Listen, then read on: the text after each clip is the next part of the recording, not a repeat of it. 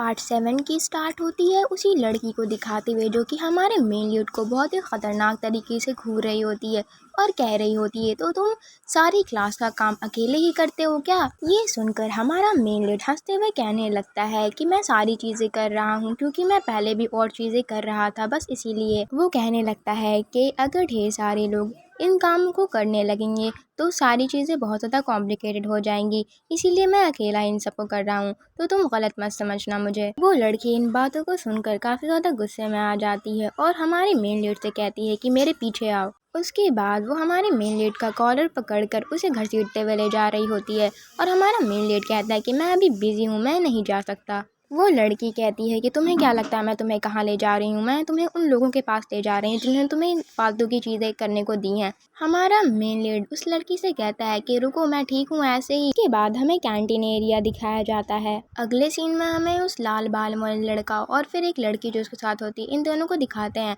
और फिर वहाँ पे सेयुन को दिखाते हैं जो कि कह रही होती है कि मुझे तुमसे कुछ बात करना है। वो पूछने लगता है कि तुम्हें मुझसे क्या बात करना है। वो कहने लगती है कि क्लीनिंग के इंचार्ज तुम हो ना, तो तुम हमारे स्क्वाड मेंबर से क्लीनिंग क्यों करा रहे हो। वो कहता है क्योंकि ये एक एफ रैंक का है इसीलिए मैं इससे क्लीनिंग करवा रहा हूँ। सेयुन उस लाल बालों वाले लड़के का मुंह बंद कर देती है और कहती है कि मुझे तुमसे कोई एक्सक्यूज नहीं सुनना। सेयुन उस लाल बालों वाले लड़के से कहने लगती है कि अब से जिसको जो काम दिया जाएगा वो बस वही काम करेगा। वो आगे कहने लगती है कि किसी कमज़ोर को परेशान करना ये बहुत ही घटिया हरकत है। वो आगे कहती है मैं भी तुम्हें परेशान नहीं करना चाहती क्योंकि मैं डिस्ग्रेसफुल नहीं बनना चाहती, तुम समझ रहे हो ना कि मैं क्या कह रही हूँ। वो उससे टॉन्ट मारते हुए इनडायरेक्टली कमज़ोर कह रही होती है। ये सुनकर वो काफ़ी ज़्यादा डर जाता है। वो उस लाल बालों वाले लड़के से कहती है मैंने जो कहा वो बात तुम्हें समझ में आ गई ना। तो लाल बालों वाला लड़का कहता है हाँ मुझे समझ में आ गई, सॉरी। वो हमारे मेन लीड की ओर इशारा करते हुए कहती है कि तुम्हें इससे माफ़ी मांगनी चाहिए। तो वो लड़का कहता है कि सॉरी ये फ्रैंक। अगले सीन में दिखाया जाता है कि सियोन जाने लगती है और फिर वो कहती है कि अब हमें नेक्स्ट पर्सन के पास चलना चाहिए। तो हमारा मेन लीड कहता है कि नेक्स्ट पर्सन के पास, पर हमने तो सारा मसला सॉल्व कर लिया ना। वो लड़की हमारे मेन लीड से कहती है कि तुम्हें क्या लगता है कि हम कहाँ जा रहे हैं, हम होमरूम टीचर से मिलने जा रहे हैं। सियोन टीचर को सारी बात बताती है कि कैसे बच्चे हमारे मेन लीड को परेशान कर रहे थे। ये सुनकर टीचर कहते हैं कि अच्छा ऐसा हो रहा था जिनसुंग के साथ, ठीक है सारा क्लीनिंग का जितना भी अब से काम है तुम डिवाइड करना, तुम्हें दे रहा हूँ। सियोन खुश होकर कहती है ओके सर। दूसरी तरफ हमारा मेन लीड अपना चेहरा छुपा रहा होता है। उसके बाद हमें सियोन को दिखाया जाता है जो सबको क्लीनिंग के काम बांट रही होती है। उसके बाद वो एक लड़के को ब्लैक बोर्ड क्लीन करने का काम देती है और दूसरों को फ्लोर पर सफाई करने के लिए, और वो कहती है कि अब तुम समझ गए ना कि तुम्हारा काम क्या है। जब वो लोग ये सुनते हैं तो कहते हैं कि हमें ये सारी चीज़ें करने की क्या ज़रूरत है, वो एफ रैंक वाला पर्सन कहाँ है, ये सब तो वो करता था ना। ये सुनकर सियोन कहती है क्या तुम मेरी बात नहीं मानोगे। वो कहती है आगे कि मैं क्लीनिंग इंचार्ज हूँ, तुम्हें मेरी बात माननी होगी, समझ गए ना। तो वो ये सुनकर कहते हैं कि ठीक है ठीक है। अगले सीन में हमें उस बुली को दिखाया जाता है जो कि सियोन को पुकार रहा होता है। सियोन उसकी बात सुनती है और कहती है क्या तुम्हें भी क्लीनिंग करनी है। तो वो कहता है कि कम से कम तुम्हें मुझे स्क्वाड लीडर कहना चाहिए।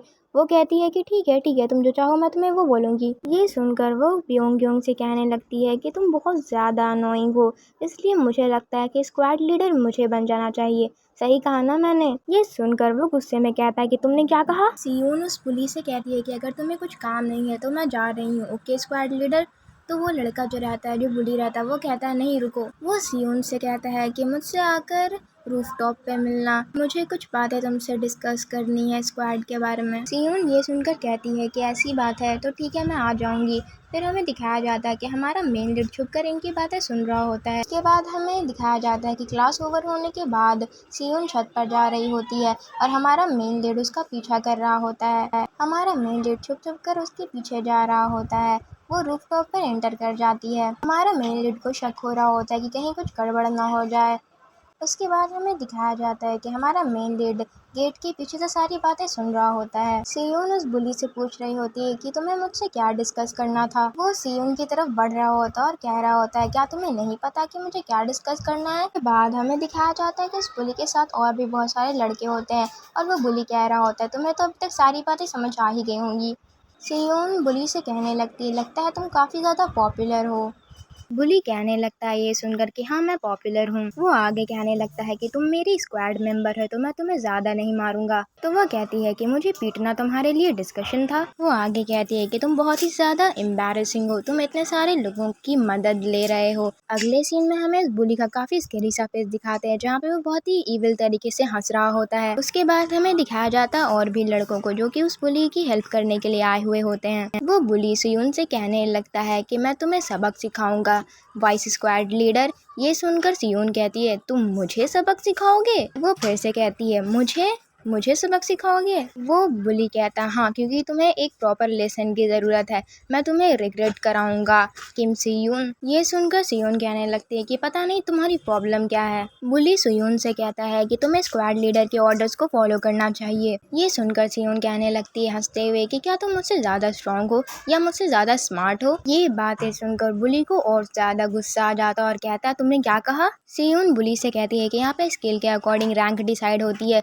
या तो तुम मुझसे ज़्यादा स्मार्ट हो या तो तुम मुझसे ज़्यादा स्ट्रांग हो, तभी तुम अच्छे डिसीजन ले पाओगे। लेकिन तुम तो बहुत ही ज़्यादा बेवकूफ़ हो, तुम तो मुझसे बिल्कुल बेटर नहीं हो। ये सुनकर बुली का पारा हाई हो जाता है और वो बहुत ज़्यादा गुस्से में दिख रहा होता है और सबको कहता है कि सब लोग अपना इदेया एक्टिवेट कर लो। ये सुनकर सियून उसे घूरने लगती है। बुली आगे कहता है कि यहाँ पे बहुत सारे इदेया है, यानी कि छोटे मोटे लोगों के इदेया जिनके पास कोई स्पेशल स्किल नहीं है। वो बुली आगे कहता है कि तुम्हें तो इनसे घिन आ रही होगी ना। ये सुनकर सियून कहती है कि मुझे ऐसा कुछ भी फील नहीं हो रहा है, वो तुम हो जिसे ऐसा लगता है। वो बुली सियून की इस बात को सुनकर कहता है कि बकवास बंद करो। वो आगे कहता है कि अगर तुमने अपना इदेया यहाँ पर यूज किया तो तुम्हें पेनल्टी देनी पड़ेगी, क्योंकि तुम्हारा इदेया काफी ज्यादा हाई रैंक का है। अगर वो एक्टिवेट हुआ तो वो इस पूरी जगह को तबाह कर सकता है। बुली आगे कहता है ये कमजोर लोग अपने इदेया को आसानी से यूज कर सकते हैं, क्योंकि इनका इदेया कोई नोटिस ही नहीं कर सकता है, इसीलिए मैंने 15 लोगों को इकट्ठा किया है तुम्हारे लिए किम सेयून।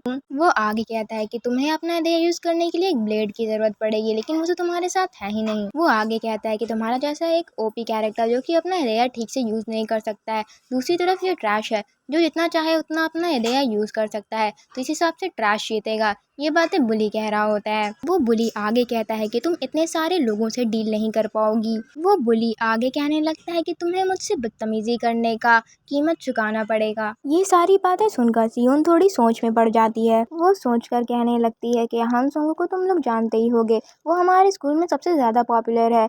तो वो कहने लगते तुम क्या बकवास कर रही हो। वो आगे उस बुली से कहने लगती है कि तुम्हें मेरा इदेया रैंक पता है ना, तो तुम मुझे ये बताओ कि मेरा ओवरऑल कॉम्बैट एबिलिटी क्या है। ओवरऑल कॉम्बैट एबिलिटी का नाम सुनकर वो लड़के डरने लगते हैं। बुली उन्हें डरने से मना करता है। वो उन्हें कहने लगता है हम 15 लोग हैं, हम उसे आसानी से हरा देंगे। वो उसकी बातों को सुनकर कहने लगती है कि तुम्हें स्क्वाड बैटल के दौरान चीजें एनालाइज करनी चाहिए थी, तुम भूल गए हमने क्लास में क्या सीखा था। स्टैटिस्टिकली 1 ए रैंक जो होता है वो 100 पीपल जो कि ए रैंक से नीचे होते हैं उनके अगेंस्ट जा सकता है। उसके बाद हमें दिखाया जाता है कि सियून ने अपना इदेया एक्टिवेट कर लिया होता है और उसका एक सींग बाहर आ जाता है। उसके बाद हमें सियून की इदेया की एबिलिटी दिखाई जाती है कि उसका इदेया रैंक ए है, ओवरऑल कॉम्बैट एबिलिटी B+ है। इसमें आगे बताया जा रहा होता है कि वो व्हाइट शेड गॉब्लिन को मैनिफेस्ट कर सकती है।